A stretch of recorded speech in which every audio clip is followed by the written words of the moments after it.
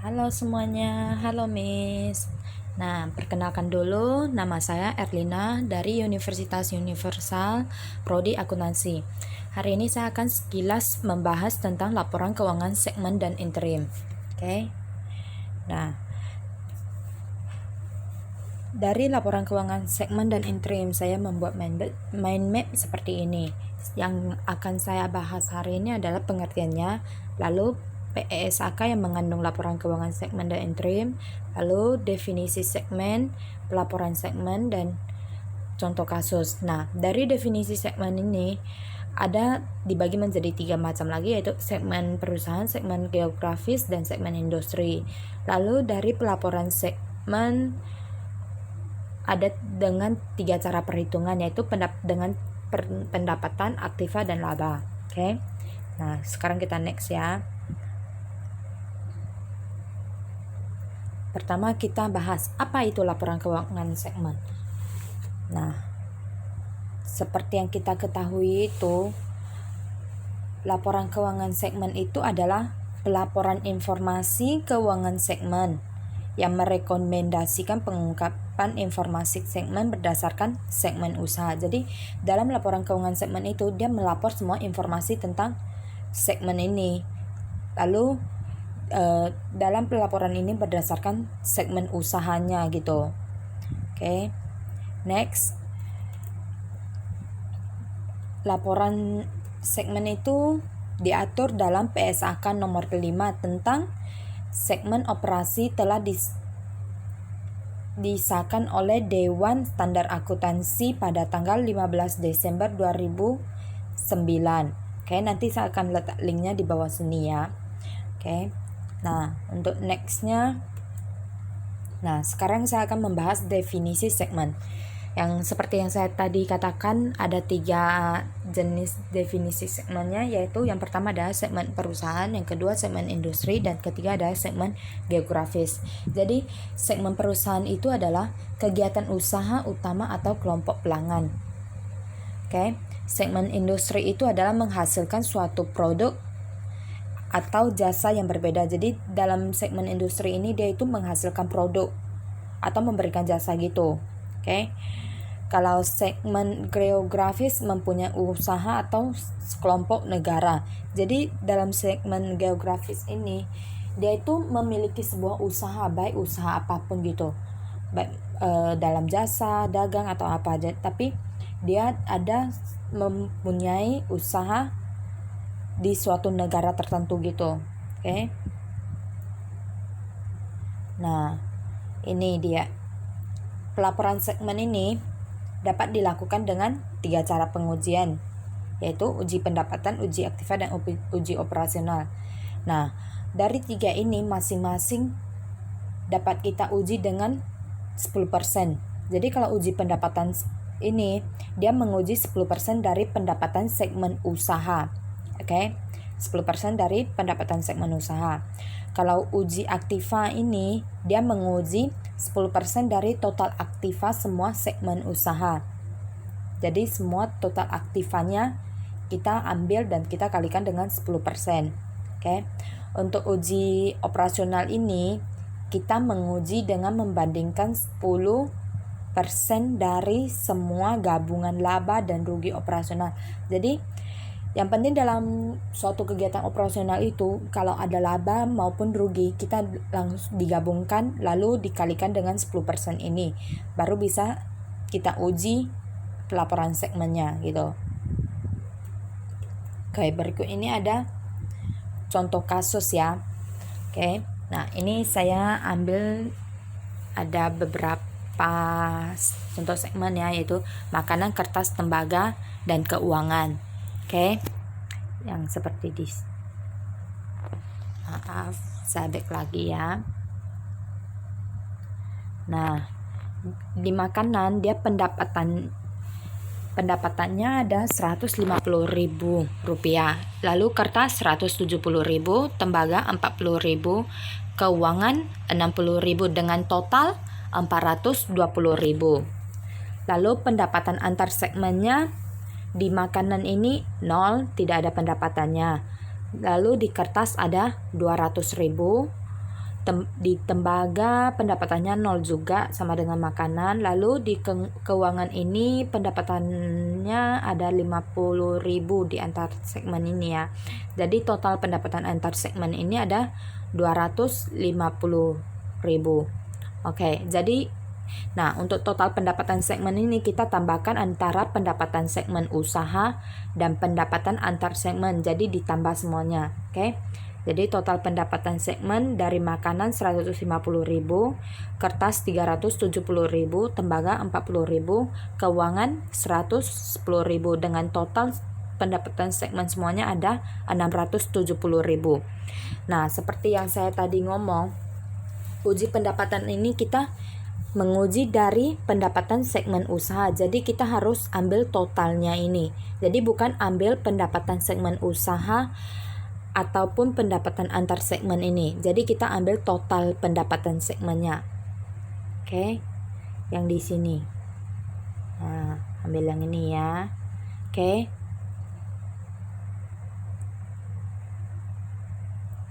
Nah, setelah itu kita kalikan dengan 10%. Oke. Nah, hasilnya 67.000 dari 670.000, ya kan? Jadi, untuk kita ketahui gimana menentukan apakah segmen ini perlu melaporkan, harus melakukan pelaporan segmen ini. Nah, jadi gini. Kita lihat dari perbandingan total pendapatan segmen dan nilai uji ini. Oke. Maaf ya, kesentuh. Lalu, nah, jika total pendapatan segmen lebih besar dari nilai uji pendapatan yang kita uji ini, berarti dia perlu melaporkannya, perlu melaporkan pelaporan segmen ini. Oke. Kalau total pendapatan segmennya lebih kecil dibandingkan nilai uji, jadi tidak perlu melaporkannya.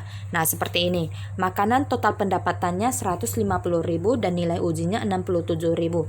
Jadi, total pendapatan segmennya lebih besar dibandingkan nilai uji yang kita uji, ya kan? Jadi, kita perlu melaporkannya. Oke. Nah, selanjutnya kertas juga total pendapatannya lebih gede dibandingkan nilai uji, jadi perlu laporkan. Oke. Untuk yang tembaga, lihat total pendapatan segmennya 40.000, nilai ujinya 67.000. Jadi total pendapatan segmennya lebih kecil dibandingkan nilai uji. Jadi kita tidak perlu melaporkannya. Oke, untuk keuangannya sama dengan makanan dan kertas, total pendapatannya lebih gede, lebih besar dibandingkan nilai uji. Jadi kita perlu melaporkannya. Oke. Next, ini contoh uji aktiva ya. Nah, sama makanan, kertas, tembaga, keuangan dengan aktiva segmen masing-masingnya 200.000, 250.000, 60.000 dan 500.000 dengan total aktiva segmen sebesar 1.010.000. Oke. Jadi kita langsung ambil nilai ini, nilai aktiva segmen ini, lalu kita kalikan dengan 10%. Jadi 10% kali 1.010.000, hasilnya adalah 101.000, ya kan? Nah, sama dengan uji pendapatan, kita lihat perbandingan antara segmen dan perbandingan antara aktiva segmen dengan uji nilainya. Perbandingan dua ini ya. Sama seperti uji pendapatan. Oke. Kalau jika aktiva segmen ini lebih besar dibandingkan nilai uji, jadi kita perlu laporkan. Oke. Jadi dari contoh uji aktiva ini kita dapat simpulkan bahwa segmen yang perlu dilaporkan adalah makanan, kertas, dan keuangan karena aktiva segmennya lebih besar dibandingkan nilai uji. Oke. Next, yang terakhir adalah contoh uji laba operasional. Nah, laba operasional ini seperti yang saya bilang tadi, ada laba dan rugi. Jadi semuanya harus digabungkan gitu kan. Nah, baik dia laba ataupun rugi, kita tetap harus nguji pelaporan segmen ini, oke? Nah, dari sini makanan dan kertas itu mengalami laba operasional segmen sebesar 25.000 dan 55.000. Untuk tembaga mengalami rugi operasional segmen sebesar 10.000. Lalu keuangan mendapatkan laba operasional segmen sebesar 50.000. Dengan total laba semuanya 130.000 dan rugi 10.000. Jadi, kita ambil nilai uji ini, kita hanya kalikan dengan yang laba. Oke, yang laba aja ya, 130.000 ini. Oke. Lalu 10% kali 130.000 jadi 130.000 ya kan? Jadi sama. Jadi kita tetap bandingkan laba dan rugi ini dengan nilai uji. Kalau lebih besar berarti kita perlu laporkan, kalau lebih kecil berarti kita tidak perlu laporkan. Oke. Nah, dari uji laba operasional ini yang lebih tinggi adalah makanan kertas keuangan, lebih tinggi dari nilai ujinya, jadi kita perlu laporkan. Untuk yang tembaga kan mengalami rugi, terus nilai ujinya 13.000, jadi kita tidak dapat melaporkannya. Oke. Jadi dalam contoh kasus ini, segmen yang perlu dilaporkan adalah makanan, kertas, dan keuangan. Oke. Nah, ini ada contoh kasus lagi ya. John Corporation dan divisinya hanya terlibat dalam operasi manufaktur. Data berikut berkenaan dengan industri di mana operasi sedang dilaksanakan untuk tahun yang berakhir 31 Desember 2019. Kita hitung ini dalam ribuan dolar ya. Oke. Nah, di sini ada industri RSTUV. Oke. Di sini juga ada total pendapatan, laba operasional, dan total asetnya berapa. Oke. Jadi kita bisa lihat ya. Ini soalnya. Nah, untuk nextnya kita bahas cara pengujiannya. Nah, sekarang pertama kita membahas uji pendapatan dulu ya. RSTUV memiliki pendapatan 10.000, 9.500, 4.200, 4.000, 2.500, 8.000, ribuan dolar.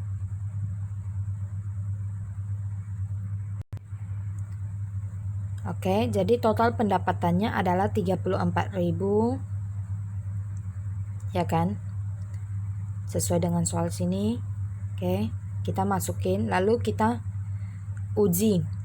Kita ambil harga total pendapatan segmen ini 34.000 ini, kita kalikan dengan 10%.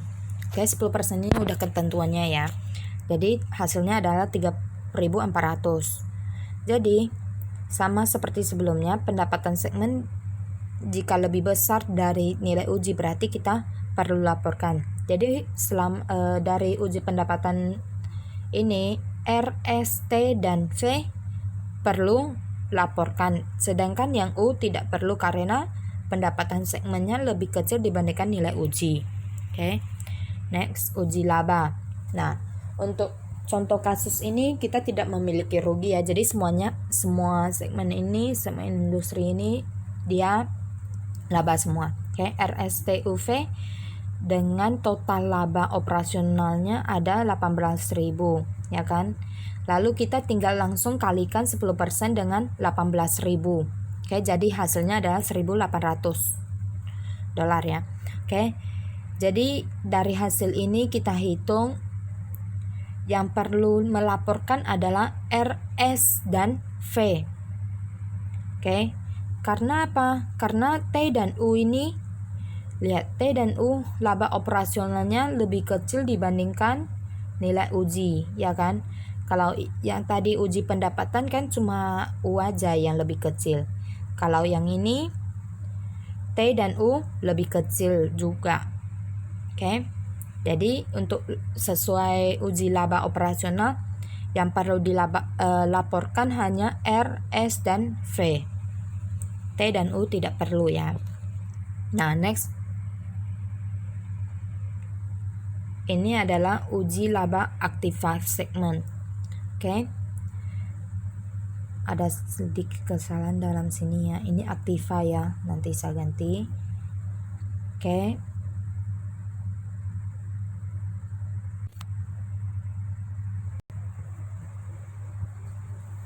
Nah, sekarang kita uji yang aktiva ya. Sama dengan yang tadi, kita masukkan dari soalnya aktiva segmennya semuanya berapa, langsung dimasukin. Jadi totalnya ada 61.000 kan. Jadi kita tinggal ambil 61.000 ini dikalikan 10% dan mendapatkan hasil 6.100.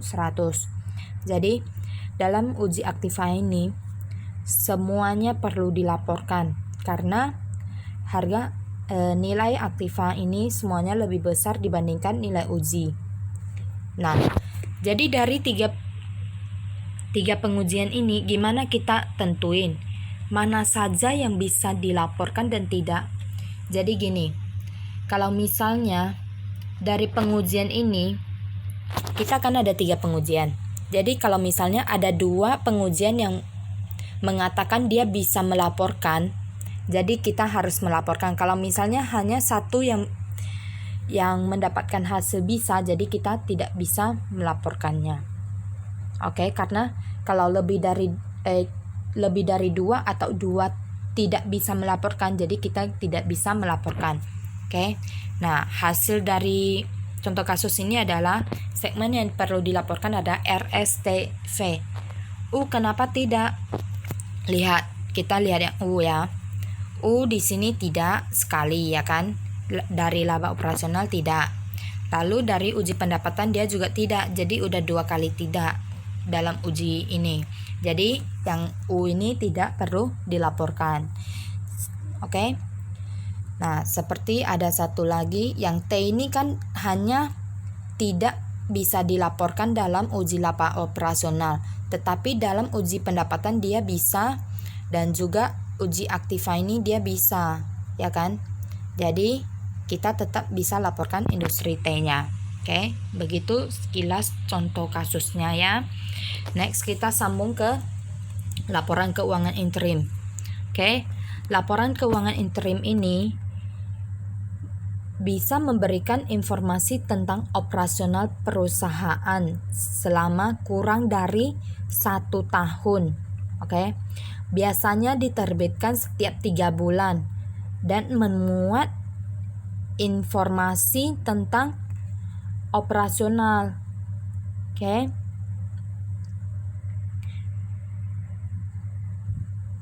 Lalu dan memuat informasi kumulatif tahun berjalan serta informasi perbandingan dengan periode yang sama untuk tahun sebelumnya. Oke. Lalu, dalam laporan keuangan interim harus dipandang sebagai bagian yang integral dari periode tahunan. Lalu, laporan keuangan interim ini sesuai yang tadi saya bilang dapat disusun secara bulanan, triwulan, atau periode lainnya yang kurang dari setahun. Jadi, tidak boleh lebih dari setahun, hanya boleh setahun pas atau kurang dari setahun gitu. Dan mencakupi seluruh komponen laporan keuangan sesuai standar akuntansi. Jadi dalam laporan keuangan ini, laporan keuangan interim ini harus sesuai SAK atau standar akuntansi keuangan. Oke. Nah, laporan keuangan ini di Indonesia, laporan keuangan interim dimuat dalam pernyataan standar akuntansi keuangan atau PSAK nomor 3 tentang laporan keuangan interim yang terdapat dalam standar akuntansi keuangan. Oke. Demikian sekilas penjelasan dari saya. Jika ada kesalahan dalam menjelaskan atau ada yang kurang dalam penjelasan, mohon maaf dan sekian, terima kasih.